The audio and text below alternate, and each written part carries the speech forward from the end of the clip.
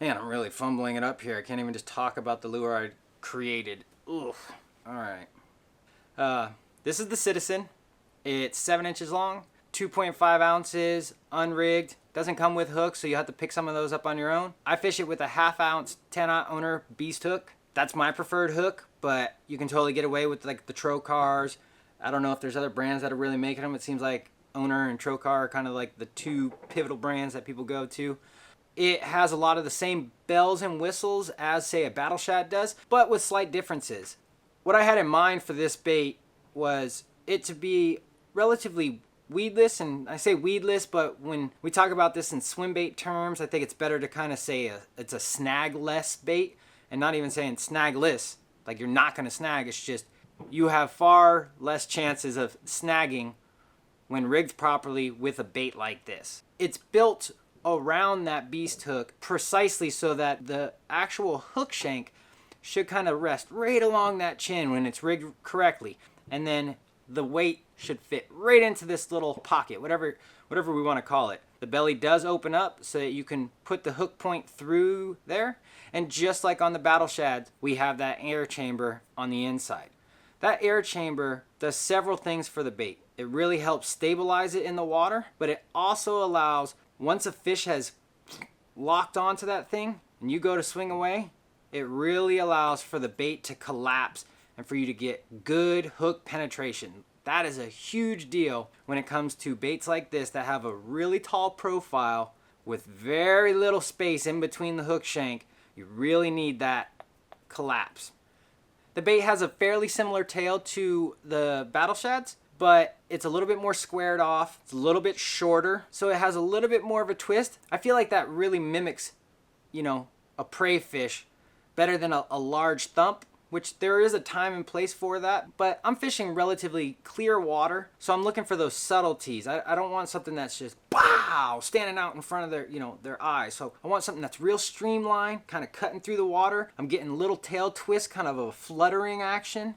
It's part of it still being a relatively tall bait back here. We get into this eel-like, that secondary action down here. You get this ripple effect across that fin. It just looks real good in the water. As you move up the bait, as it's going through the water, you get a little bit of a wobble out of it. That allows those pearls inside to really kind of shimmer and reflect light.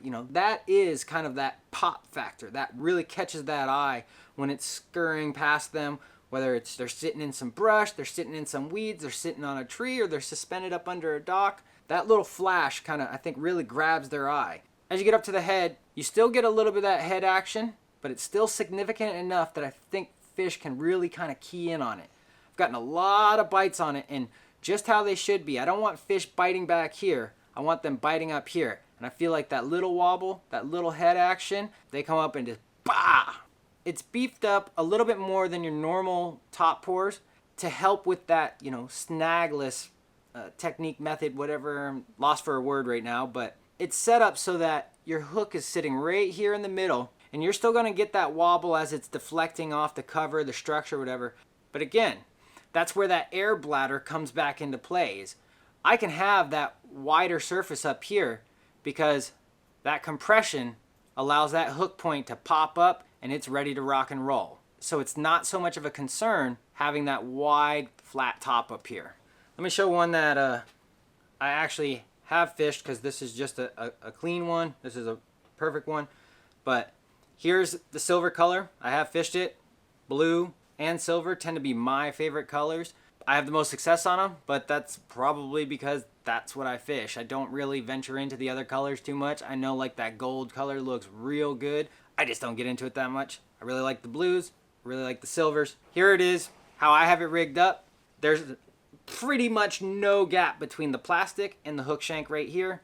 Like I was saying, that lead is sitting perfectly in that belly right there. And then up top, the hook's sitting pretty much flat on the back. The barb will kind of bite into that plastic and let it just lock in there.